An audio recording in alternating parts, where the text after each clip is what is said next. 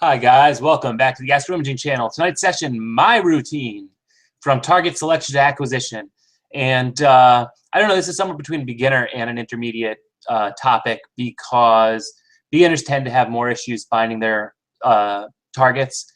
And as you progress, you hit a wall where you've shot everything once and you might want to move on. But what do you move on to? So that's what I'm going to cover today. But of course, before we do that, I am going to actually hand it over to Josh so he could talk about our image of the week. Josh, in the room? I am. Do you want me to bring up the picture or do you have it up?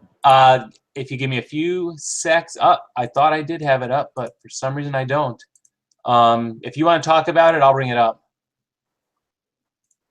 Sure. Well, we'll bring Greg on to talk about it next week, and we can have Tolga talk about his image from last week if he wants. But this is Greg Marshall's California Nebula, NGC 1499, and I'll let him introduce some more details next week. But he did a really interesting job of using a kind of pseudo-luminance of combining narrowband channels to get the luminance on this, and just a very pretty presentation with nice colors and really some good kind of, rich, dark, contrasty areas in this. And anyone who's shot it knows it's a pretty challenging target to get good contrast on. So congratulations, Greg, and thanks for sharing that one. And we can bring up Tolga's now too, if Tolga wants to talk about his from last week.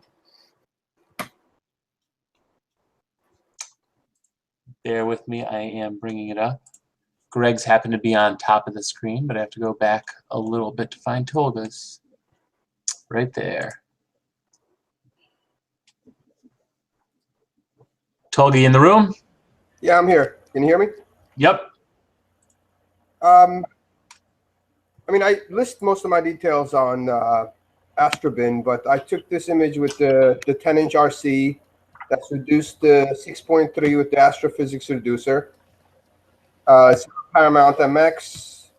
It's about 8 hours of mostly HA, and I simply shot a few 60-second exposures for the star color, and that's about it. But the biggest improvement came from Josh's presentation from what is it called? I forget the names. Can somebody help me on Photoshop? What is it, star removal? No, the color, the CLA. Oh, yeah. Oh, Using lab mode. Yes, the lab mode. So when I applied that, it really just came up a little bit. The colors came up a little better. So I think, thanks, Josh. I mean, that was the biggest improvement on it. You're welcome. Thanks, Tolga. We're glad to hear people are actually learning some stuff from the channel. But yeah, that was a cool episode. What was that episode titled? Do we remember? I guess we don't. It was just from a few weeks back. Was it narrowband?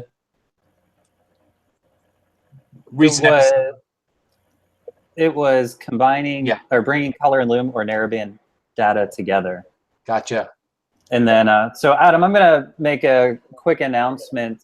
We're going to kind of change the way that we're beginning to schedule our events.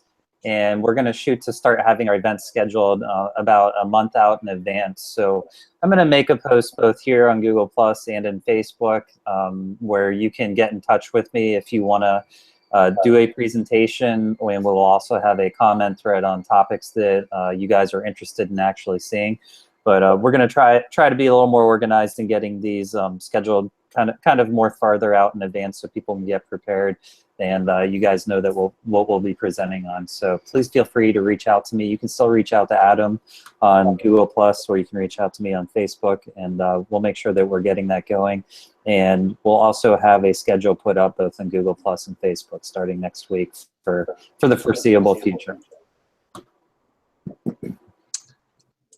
Awesome. Okay. I just clicked something and now it, okay, stole my screen away. Yes, and on that note, image of the weeks, typically we submit them to Facebook, but you can also submit them on Google Plus.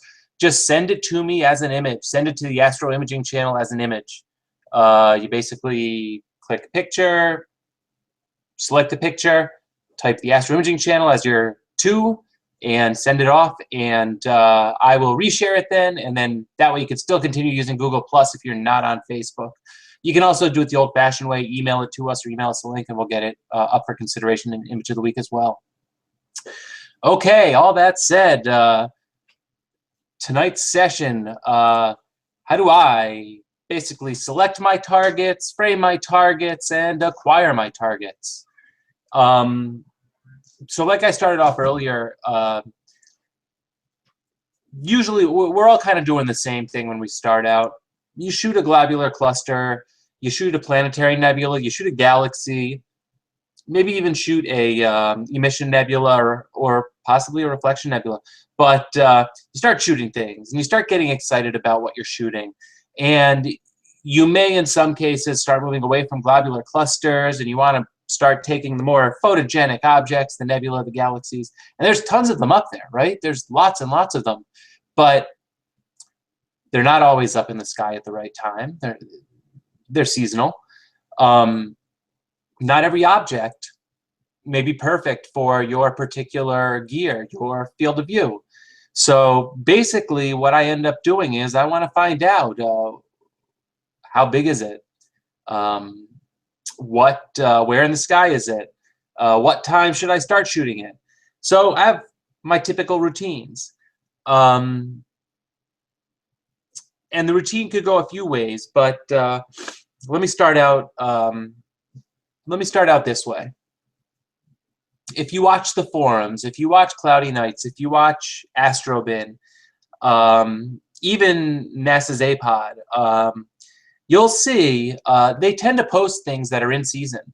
So if you see an object being posted a couple times, 2, 3, 4 times from a few different people, that object's probably in season. And if you think it's an interesting object, write it down, take a note, because ultimately what you want to have is a list of objects anywhere between 1 and 100, things that you can work your way through.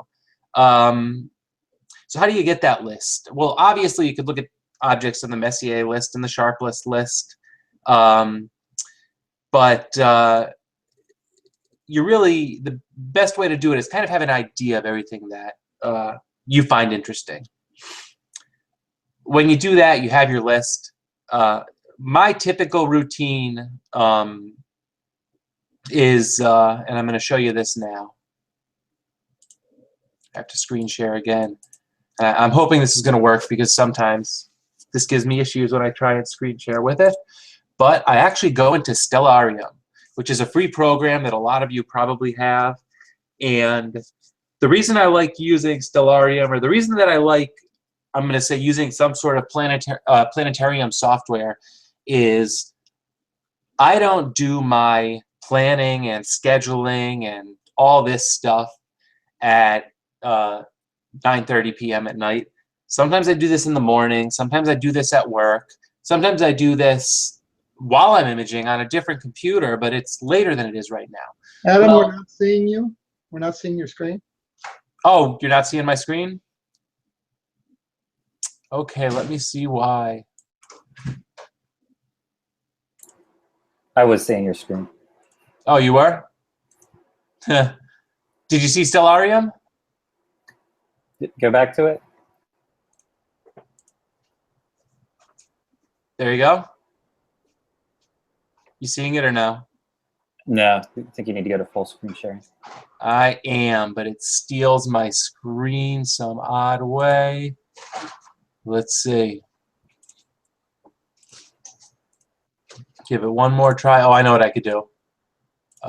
Let's see here. Do you see it now? Yep. Yep, Okay. we got it. Got it. Okay, so the reason I like using a planetary software like planetarium software like Stellarium is, first of all, the first thing you'll notice is I actually inserted a picture of my observatory into Stellarium. And it wasn't terribly difficult. It took me maybe an hour to do, and you can probably go right to their website and look up how to use custom landscapes. And that's what I did. And what that allows me to do is it allows me to put the actual trees in the actual spots that they are. And you see this wire that goes across, that powers my garage? Well, I'm always dealing with that. And that, of course, is basically southeast, which is probably the worst spot to actually have it, but it's there. So I have to deal with it. So let's say it's 2 in the afternoon and I'm trying to do this. Well, Stellarium by default brings up the time that it actually is. So I have to jump in and change the time to the time that I'm going to be shooting. Well, the cool thing about that is I change the time to the time I'm going to be shooting, go over to the east, and what I'll do is I will show the labels, show the nebula, boost that up, and all of a sudden I can see basically all the targets that would be in my kind of window to shoot over the next, well, for the next, I don't know, 8-9 hours. So I'll look through those. I'll see if any of those happen to be on my list. And if they are, I'll try and figure out exactly where they are and say to myself, should I be shooting this right at 9:30 or should I wait an hour for it to rise a little bit higher in the sky? The landscape isn't perfect the way it showed up. My trees are actually a little bit taller, but in general, it gives me a good idea. And I do find that I'm always trying to dodge the landscape or time things perfectly. And where this also comes in handy is for the second target of the night. Let's say I pick an object that's higher up in the sky. I'll get 6 hours in on this, and then come 2 or 3 a.m., I'm going to want to pick another object. So what I end up doing is, oops, sorry, I zoomed out a little bit far. What I end up doing is I just basically bring myself to like 3 a.m. and look to the east and say, okay, well, here are the constellations I'm picking from. If you sort that list you wrote down by constellation, you'd be in good shape. So it's a very seat-of-the-pants approach, but it kind of works for me. It allows me to spend some time looking through the constellations, picking targets. Sometimes I'll say, well, I know there's some stuff in Leo, and I want to look for a planetary nebula in Leo. I'll actually Google planetary nebula in Leo, and I'll see what options I have. Then what I'll end up doing is I will go to one of my websites where I'm looking for specific items. I'm sorry. If I'm looking for a planetary nebula in Leo,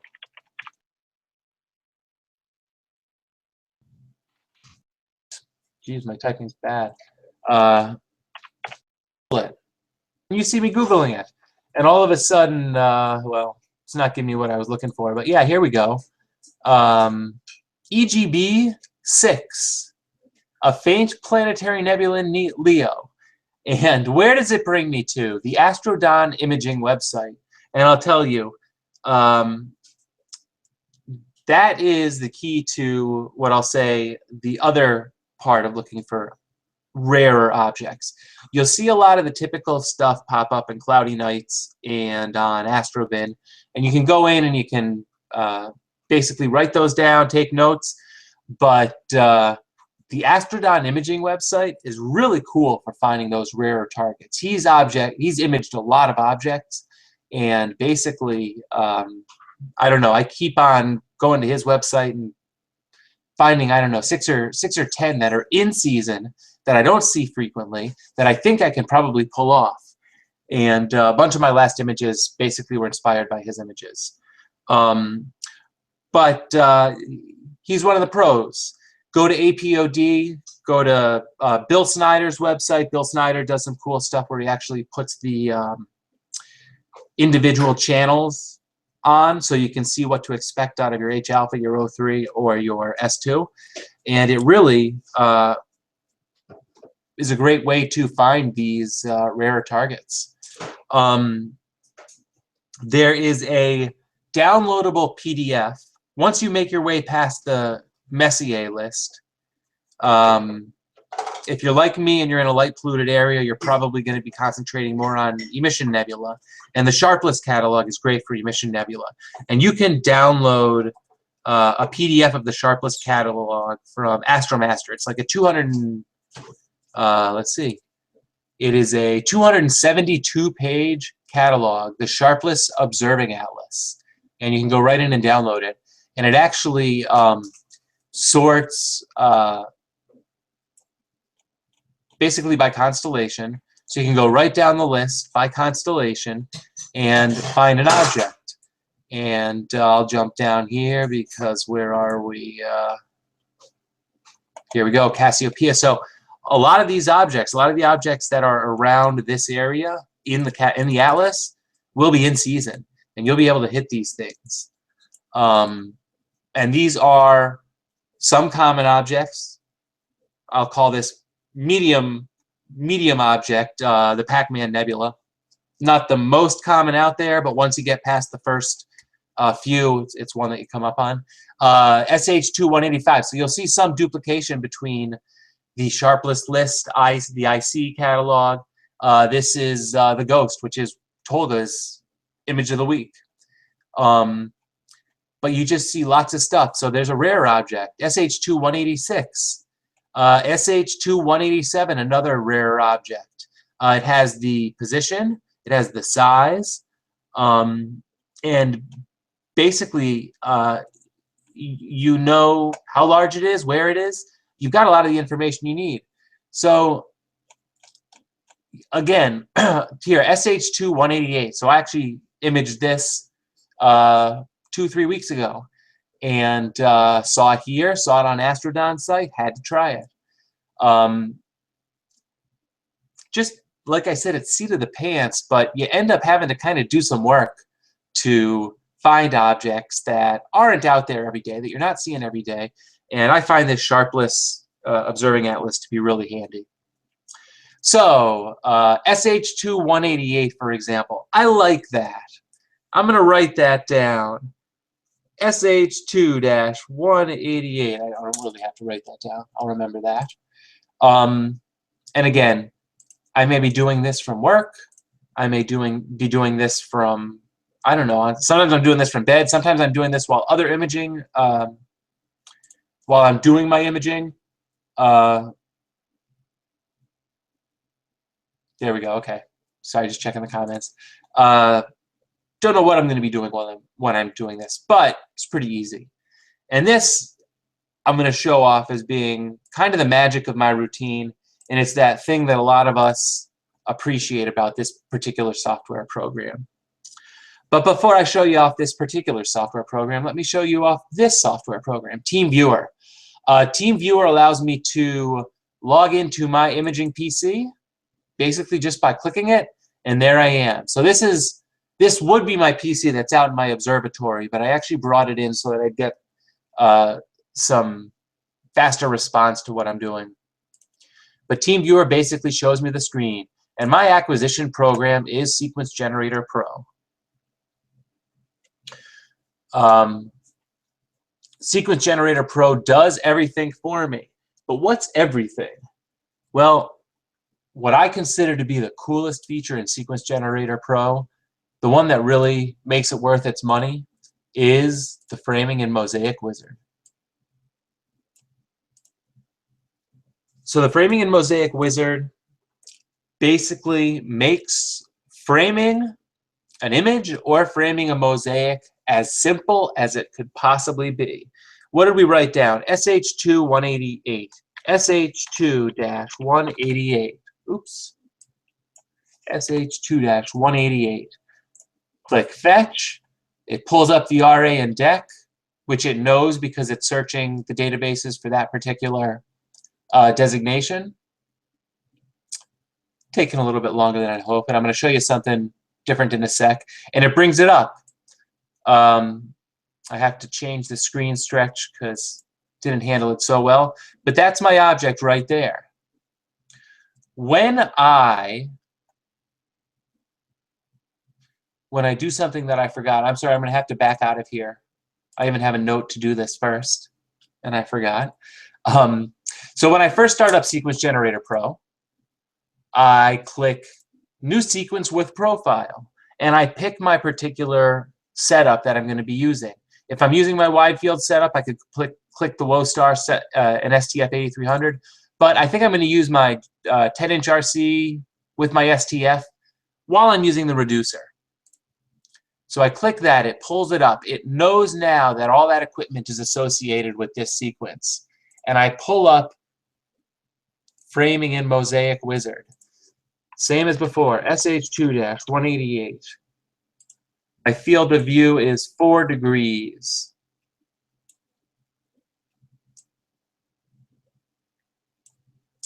Change the screen stretch.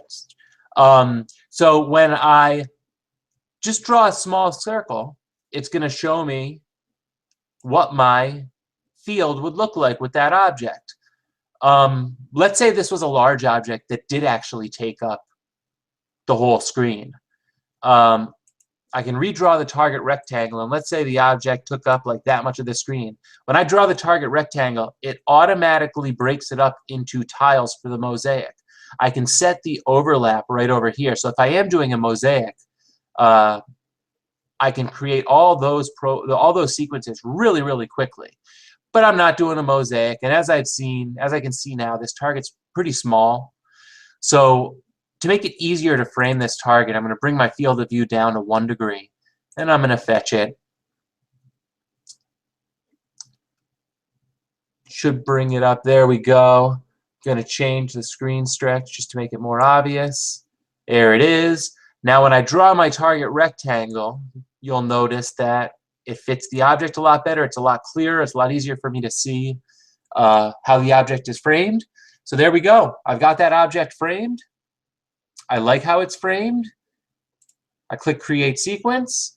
Target name is in there, SH2-188. I can choose to auto rotate or validate rotation on mosaic start. I'm not 100% certain what the validate rotation does. If I leave this clicked, it doesn't give, I guess I get an error message either way, but I don't have a rotator, so that might be the reason that I get the error message. But usually I leave that clicked and I get rid of the error message later. I think it does, in some sense, validate the rotation or tells me what the rotational error is, but since I don't have a rotator, it rarely changes. I can check slew to target and then center, which is probably the best way to do it. And associate working image with this sequence. Click OK. It says create one new target created, and there you go. You can see right there. By default, this target's created, and I typically delete that target. So I only have the target that I've just selected and then just determined the framing on. And I can see here center on when target starts, slew to when target starts, and down here rotate camera to. And I uncheck that so I get rid of the error message. If I uncheck it earlier, I still get the error message even if I uncheck that. I don't quite know why. But the error message comes on the sequence start, so it's not like it would pop up in the middle of the night. It doesn't kill my images. It just lets me click one more window. So that's pretty cool. I've selected my target. I know exactly how my framing is going to be. It's an H-alpha it's primarily an H-alpha emission nebula. It's a planetary nebula, but it has H2 regions, and I would typically give this the narrowband treatment. So I just go right through the filter list, H-alpha 03, S2, set my exposure times, tell it what I would bin. I'd be inclined to, oops. 1 by 1 for H-alpha, 2 by 2 for O3 and S2. Select the directory that I want it to go to. Basically, just pick any directory. It gives me an option of having a delay between. Right here, event order.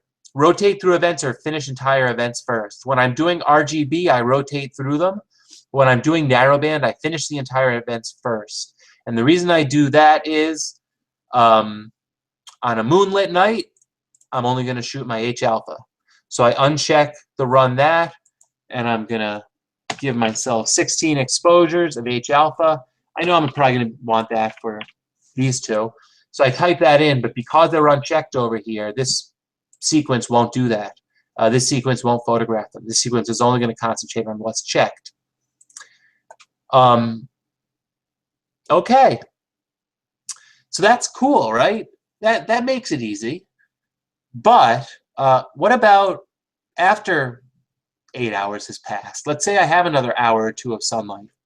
Well, I do the same thing all over again. And I pick my object, and basically I just want to take my second object, and I go to Framing and Mosaic Wizard. And what would my second object be? This time of year, well,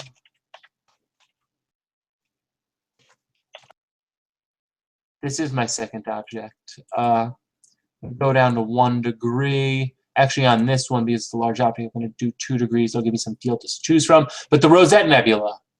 So I click that. It quickly gets the RA and the deck. And it pulls up the Rosette Nebula.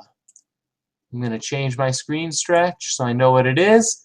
I'm going to pick my field of view. I don't want a mosaic. I want one tile. I'm going to pick that field of view. Create the sequence. Click OK. I get myself in there. You can see here I didn't select that slew to. Well, I just fixed it right now. Get rid of the rotate camera. I'm going to give this the same narrowband treatment, mostly because I don't have my RGB filters in right now. My new shiny Astrodon LRGB filters. I prefer to keep them inside so I can stare at them. Although I don't have room in my filter wheel for them right at the moment, which is my main reason. Select my exposure times. Select this. What I actually know is I'm not going to have time to shoot 16 subs of H alpha, but I am planning on shooting 4 subs of H alpha, finish the entire event first, and basically I've got my sequence lined up. When this sequence is complete, it will automatically switch to this sequence. It will slew to the object. It'll take a photograph and plate solve it. Then it'll correct, and if it determines it's close enough within the range that I set, it'll start imaging away at this. So that's basically how I set up my routine, how I set up my sequence.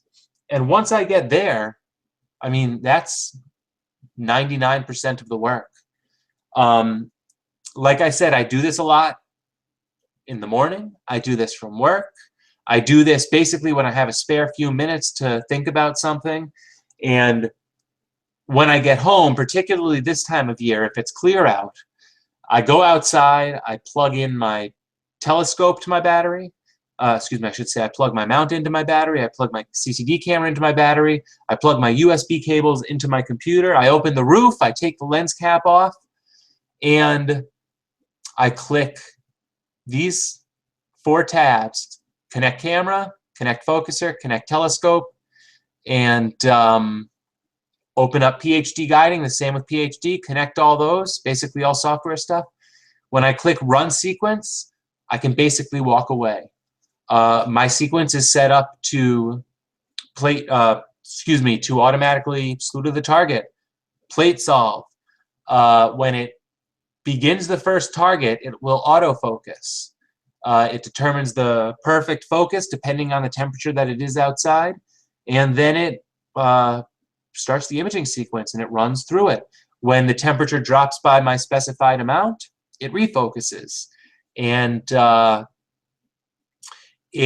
when it slews to a different target, it automatically selects a new guide star. It basically does everything for me. So let this be a giant advertisement for Sequence Generator Pro. I don't quite remember who it was. When I first got my CCD camera, I said, probably in a forum, I need to buy some sort of software solution to kind of automate. And I think it's going to be expensive. At the time, I thought I was going to be buying either Maxim DL or the Sky or one of those more complex software routines. And somebody said, forget about all that. Download Sequence Generator Pro, and you'll be good to go. And ever since then, I've done it, and I've never looked back. Really works out well for me, and it basically does all the work for me while I'm sleeping in bed. Oh, I should also mention, it also flips on the meridian automatically. The first time I used it, I kind of mid-imaging session, I thought to myself, oh my goodness, the meridian flip. I have to go out and flip on the meridian. How do I get used to this in my routine? And I ran outside and I heard my telescope go. My telescope was already slewing. It was already plate solving. It was already doing everything for me. And basically, Sequence Generator just took all the, I shouldn't say all the bugs, because there have been times when it didn't work out quite as expected. Occasionally it'll crash. There are some things that could go wrong. But I'll tell you, when I'm doing stuff manually, occasionally I can crash it. Occasionally I can screw stuff up. And I think that I would, doing it manually, screw stuff up more frequently than Sequence Generator does, doing it automated. And it allows me to get some sleep and lay in bed and just watch the subs come in over my phone. So that's my routine. I know I basically have been talking to you guys have basically just been staring at a screen that you probably look at frequently, but I spoke to someone over a couple weeks ago that was unfamiliar with it, and I said, download the trial, try it. Actually, the reason that I told him to try it was for the flats wizard, because he was trying to take flats for the first time, and he's gotten into a CCD, and he's doing everything. I think he's using CCD ops, so he's doing almost everything manually, and flats were giving him a hard time. And I said, oh, you know, I use Sequence Generator Pro for flats. Basically, it does it automatically. All I do is I put my EL panel on top of the telescope, tell Sequence Generator to determine the proper exposure, let it determine the proper exposure, then set a run of flats up, and I'm good to go. So I don't know. I think he might be watching. If not, I'm going to tip him off. This is where to look. But I don't know. That's how I do it. I'm going to jump out here and see if see what comments are coming in. Ooh, interesting. I wish Sequence Generator Pro would let me build a sequence while it was performing another sequence. So the way it'll let you schedule another target on the sequence you're working with while your sequence is running, but it won't let you work on a different equipment profile while your sequence is running. Oh, that's a good point. Start another instance of SGP. Yeah, that works. Adam, yes, Tolga. Could you open SGP on another computer, create your sequence, and then bring that file over to your imaging computer? You can, yes. Is that in regards to this comment, or is that just in general? Because, well, I'm talking about. Yes, let me interject here. Tolga, there is a file called a sequence file, and you can put that sequence file on a thumb drive. You can have it on a different computer. However you made it up in SGP is however you made it up. So yeah, you can make it up on a different computer. You can run a second instance of SGP as long as you don't connect everything else. As long as you don't try to connect the equipment, which is already connected in the first instance it's running. What I had a trouble with was that question when Jeff first asked it. I looked at it and I said, I wonder how Jeff, and maybe you can type in a definition, well, a clarification of your question. why do you need a second sequence? Why do you need to be building a second sequence? You may need another target, but unless you're changing your equipment around, you can get by with one sequence and put in up to 15 or 20 targets. I once heard it can handle 34, but somebody else later on in the comments tonight said that it can handle about 20 before it gets memory frazzled. But why do you need a new sequence? Why don't you just add targets to whatever you're doing, Jeff? So Yeah, that's my question. Yeah, that was my question, because if you are trying to do a sequence for a different equipment profile, I could see that being an issue. But I do, like Alex said, just start lining up new targets. In fact, if my particular sequence is open, I do just go to Framing and Mosaic. If I'm running a sequence, I'll go to Framing and Mosaic Wizard, schedule, reframe something, throw it in there, uncheck it, so that I'm ignoring it for the time being. But then I'll have one particular sequence that I'm working on, say over the course of the next 3 months, and I'll have 10 targets in there. And it'll let me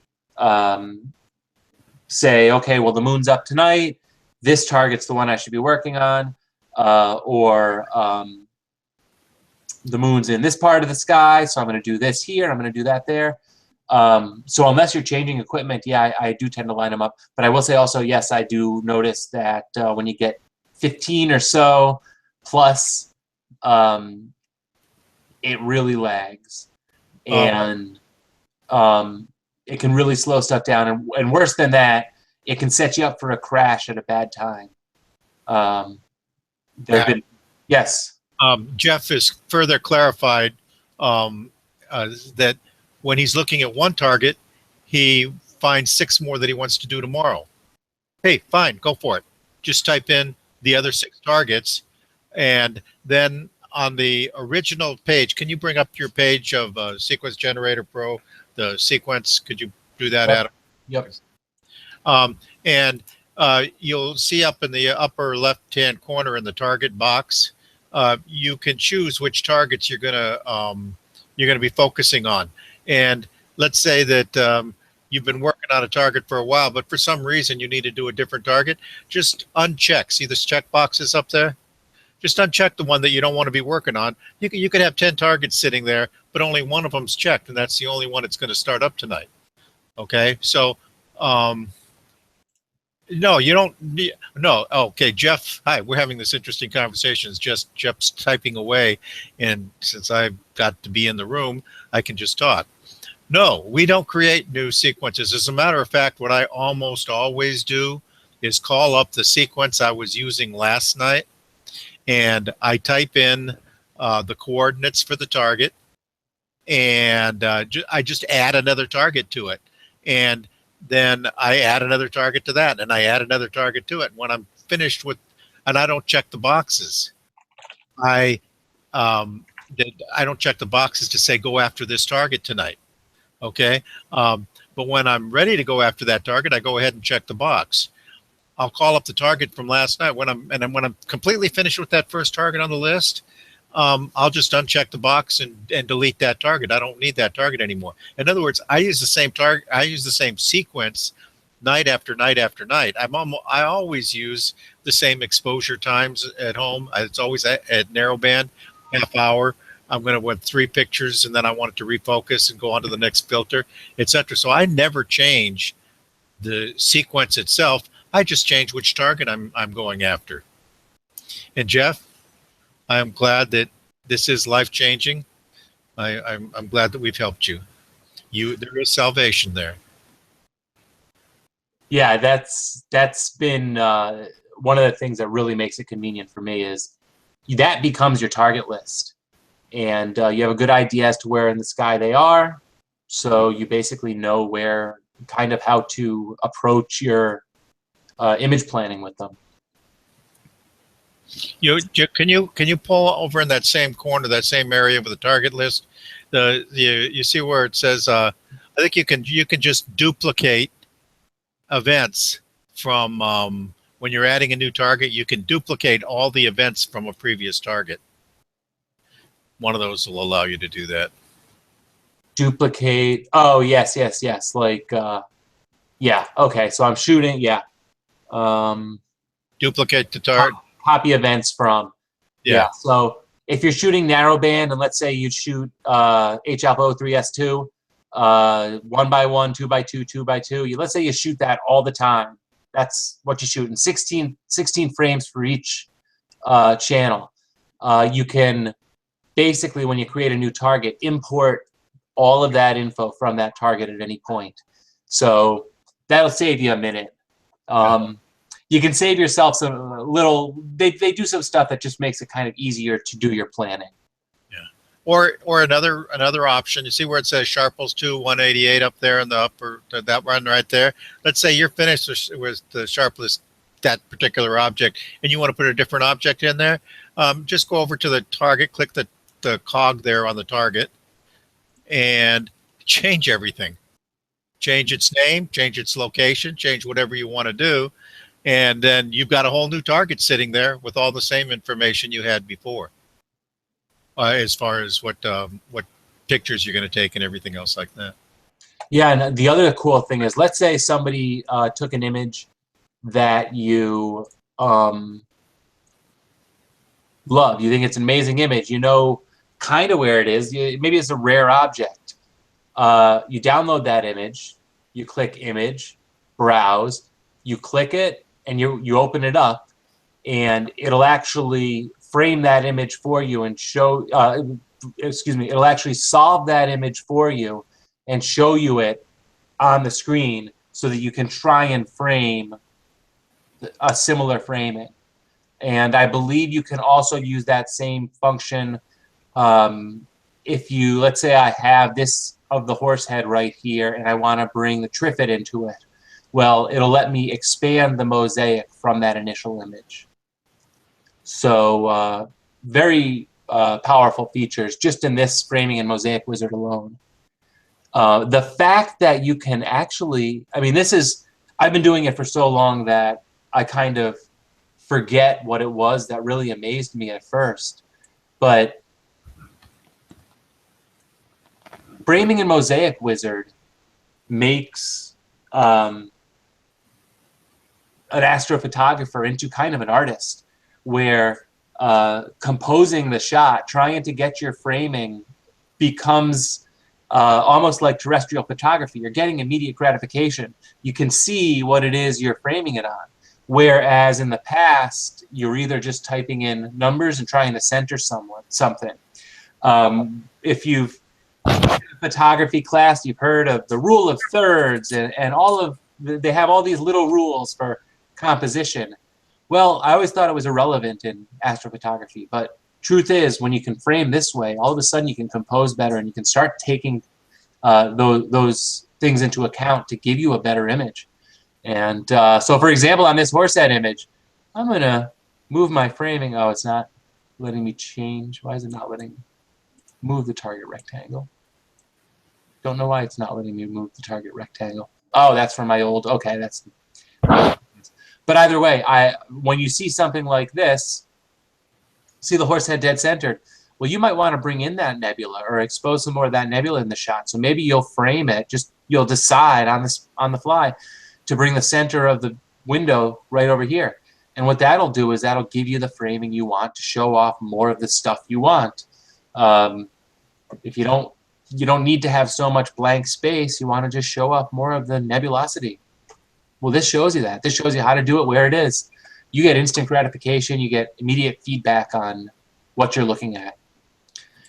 Adam? Yes. Can you, there was a question in the YouTube chat. If you could delay the start, how do you delay the start? And I have an additional question. Can you delay the start for an altitude? Can you say, wait till the target is at 30 degrees before you start shooting? Okay, so first, to delay the start, that is right here. Delay,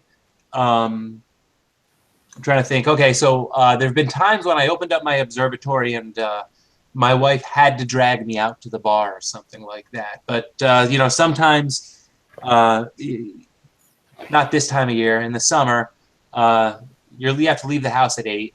You open the observatory up, you start the sequence all up, and you can delay the start. So you could type in 1800, or in some cases 3600. You can really delay it however many seconds you want. So that would work to do that. Adam, under the target definition, under the target list, click on the cog. Down below, time constraints. Yep. You want to start capturing that thing at 9:52 tonight. Right. Okay, so you could set that to say, okay, it'll get dark enough by 9:30, set 9:30, and this thing is going to go below 30 degrees as of 3 o'clock in the morning. So you stop capturing at 3 o'clock in the morning. So you can do those two things. Tolga, direct answer to your question. I do not believe that there is a way that Sequence Generator Pro knows how high the object is, and it cannot control that. However, since you've already looked at Stellarium and you know when it rises and when it sets, you can calculate when it's going to be at 30 degrees. And you can set those time constraints to match that. And supposedly, SGP is working with Deep Sky Object Browser to integrate their planning. Now, they didn't give any kind of release time on this, but to be able to do planning based on position in the sky and moon phase and the best way to optimize acquisition of the data. So that's something that I think people who follow the SGP threads are looking forward to greatly. Yes, George, I think you got your answer on binning. Basically, in a sense, it makes the camera more sensitive.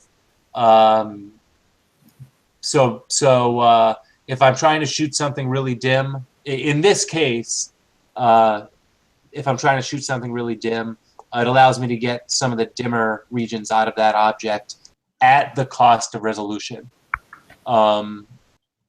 And it was basically explained below, and I'll tell you a few simple illustrations on Google would probably explain it to you better than I could in 5 minutes. But I think you're already there.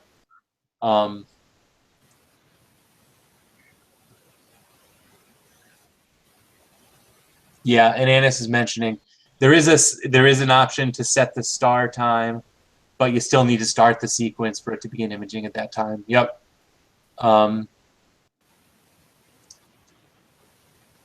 There's no, did you see, I think John got his answer, or his question answered by Anis.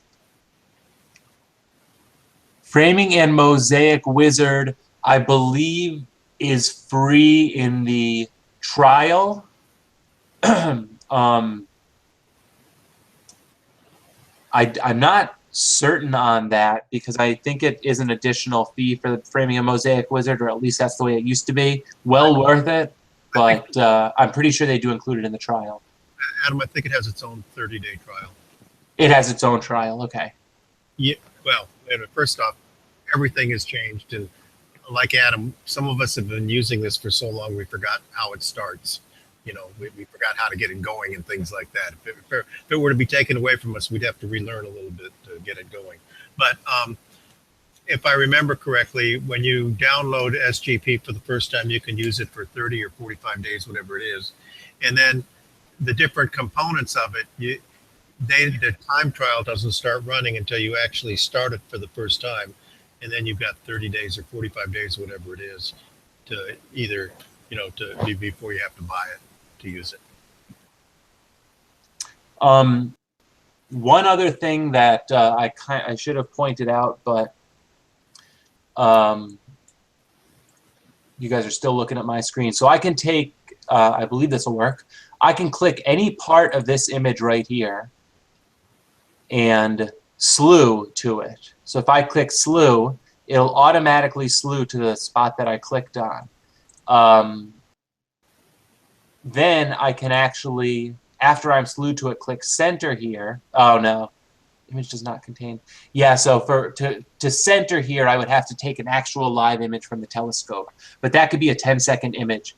So basically, you can use this to sync, and there's actually there is in fact a button to sync. So you go to telescope. I'm sorry. You go to plate solve, and when all of my gear is connected, it will solve and sync or solve and sync blind. So basically, if your telescope knows where it is, you can usually solve and sync. If your telescope doesn't know where it is, or if for some reason the syncing isn't working, it's not solving properly, you can solve and sync blind. It takes a little bit longer, but it will learn where your telescope is. So if you've crashed your remote telescope, or your remote telescope has gotten itself lost, but you have a camera on it, you can, and when I say a camera, like an IP camera or something, you can manually slew your telescope so you know it's pointed at the sky, and you can click that solve and sync blind, and it'll learn where it is. So it's a nice way to recover without having to go outside and get cold or fly across the country in some cases. That slew here and solve, plate solve, and solve and sync is very useful for those of us who don't use the mosaic wizard to frame our images. I, for instance, just type in my coordinates, and then I'll slew my telescope to that object and take a 15 or 20 second exposure and see if I like the composition. Sometimes the object coordinators, the coordinates are in the middle of an object, but that is not the photogenic centering that I want. I may want some other composition. So I may have to move my scope a little bit. And so I slew my scope around and take another sample picture, and slew and take another sample picture till I get what I want. And then I go ahead and solve and sync. And when I solve and sync, it'll come up and say, use these coordinates for target whatever. And I'll say, yes, use these coordinates for the targets, not the ones I originally gave you. And I get a better composition that way. Now, one thing I want to point out for beginners is when you do download Sequence Generator Pro, you're going to have a few things. You are going to have ASCOM drivers. You are going to have drivers for your focuser, for your filter wheel, for your camera, for your CCD camera, basically everything. And it gives you a relatively easy way to get all that stuff plugged in. You already saw this, but this is basically where everything's stored. So you tell it which camera to use from the drop down, tell it what filters you have, focus, telescope, plate solve. Plate solve, you can use the free version. You can use astronomy.net locally or over the internet. Auto guide, I like PHD2. I wouldn't suggest using anything else unless you really have a reason to use something besides PHD2.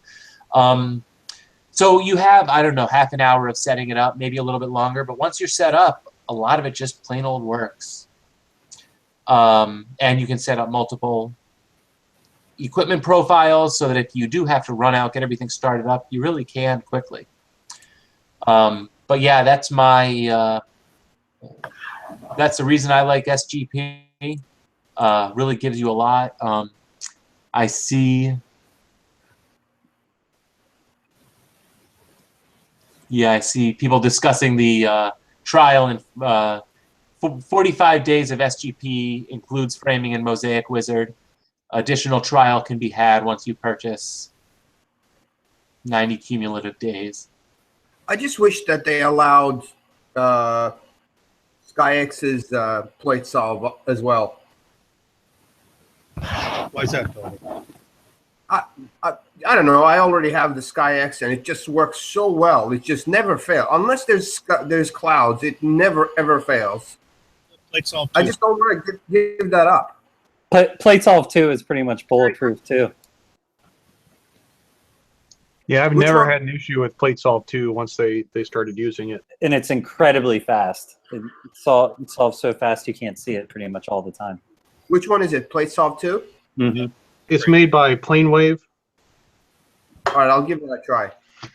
If you haven't been there, you really. Yeah, I don't know if it's much different than Pinpoint, but you know, that Pinpoint costs. But I don't know in dollars what the difference. Well, $150 in price, but otherwise works fine. Yeah, this SGP is an incredible value compared to what there was before SGP. I mean, before SGP, you had to have Maxim, SkyX, and automation software. Yes, you did. We had a presentation when the Astro Imaging channel was just a little baby channel on image automation, and we got to that one page. We compared those things, and while arguably the capabilities of all the programs are somewhat similar, and some of the programs have things that SGP doesn't have, this sucker comes in for $99 plus $50 plus 25 plus 25 or something like that for if you really doll it up with all the extras. And it gives you what the $900 worth of other stuff does as far as image acquisition. Right. I mean, personally, I use SkyX, which is, comes free with my mount, and I use CCD Commander, which is only $99. But CCD Commander requires Pinpoint, which is $150. no, it doesn't. No, it uses SkyX's plate soft. Okay. Well, which is how much? If you don't have a Paramount? But it comes free. Like if you have a Paramount, it comes for free. Right. Okay. That's a big if for a lot of us. Yeah, exactly. I mean, yeah, exactly. I think. Well, I don't know what the Sky and the camera add-on cost, but isn't it like $500? Yeah, it's like right, So, exactly. Like before SGP, that's what you had to do. Right. Yeah, and Annis is just pointing out a feature that I don't know if I disabled it. I'm having kind of a flashback that I disabled this at one point. But another one of those cool features, restart current frame when guided distance is above however many pixels. So I'd say something like, well, probably 1.5 pixels. Maybe I'll give it a little bit of leniency. So that way, if for some reason my mount just loses itself and that guide star drifts to the point where it would be giving me elongation in the frames, it'll say, well, that frame's gone. Let's start over. And it'll do it. You can afford 1.5 in that little bit. I think by default, that's enabled in some of the newer versions. I am using an older version of Sequence Generator Pro. I have a newer version installed on a laptop that I'm trying to get working with my gear because this is my old laptop where my C key is broken. Hard to shortcut copy stuff with a broken C key. But I have all the new versions of everything on this new laptop, and my USB is giving me issues, so oh well. But yeah, I didn't notice that. I just pointed it out. And I'm hearing the new SGP beta has a new interface. I haven't seen the new interface, so maybe I have a slightly old. Oh no, I didn't do the beta. I just did the release version. Yeah, I never do betas. I'll let other people find out what's new. Yep. All right. Well, that is basically it for the session. I think we got through most of the questions. I like doing this, I don't know, once a year. Just kind of putting a full-throated vote in for Sequence Generator Pro because I think it's an awesome piece of software that does what a lot more expensive pieces of software can do, but it does it a little bit better. You already heard Tolga and Alex talking about the SkyX. And yeah, if you have a Paramount, of course you're going to use the SkyX.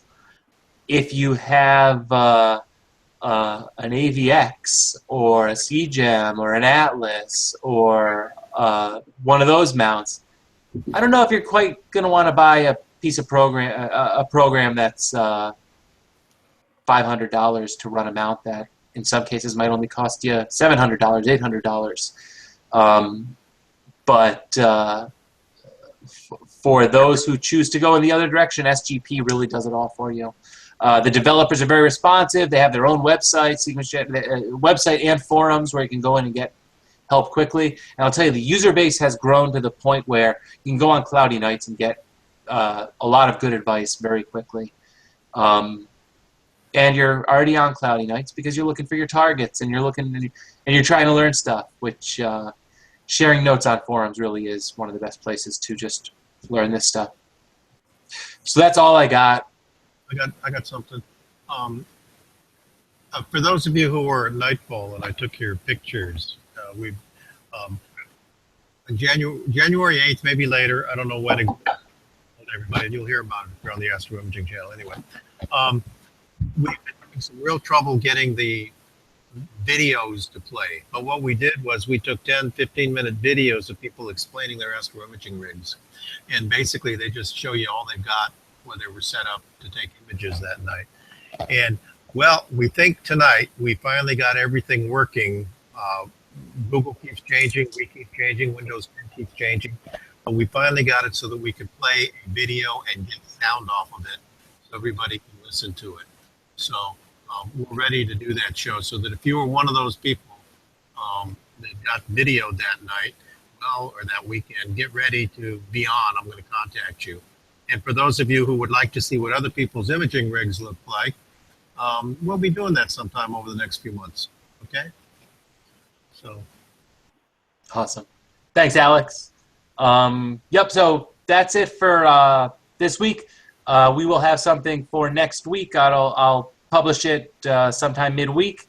And as you heard earlier, Josh is going to do a lot of the scheduling, so we're hoping to get a big boost of energy and have people scheduled way out there. I don't know. Maybe because he moved down south, he's got a lot more energy. I'm getting ready for hibernation up here. The total cost of SGP plate solving and framing, I think, is $140. Am I right about that?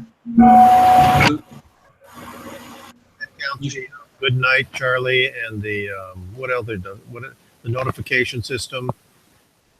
It's got several other little things that you can add to it, right? Yeah, there's that good night system, which I think will email you or send MMSs to your telephone. Yeah, there are free plate solving issues. So it's basically just SGP and framing. Plate solving, the free local astronomy solver, ANSVR, does a good enough job. Larry, the CL are all you need for your planetarium program, and they're both free. I'm not sure, but check out the website and you'll find out the price. I don't want to say online and too much wrong information. But,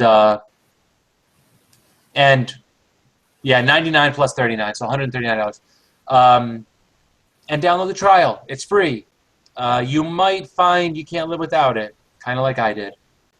But, so basically that's it. Thanks for coming, guys. We will see you next week. Good night, everybody.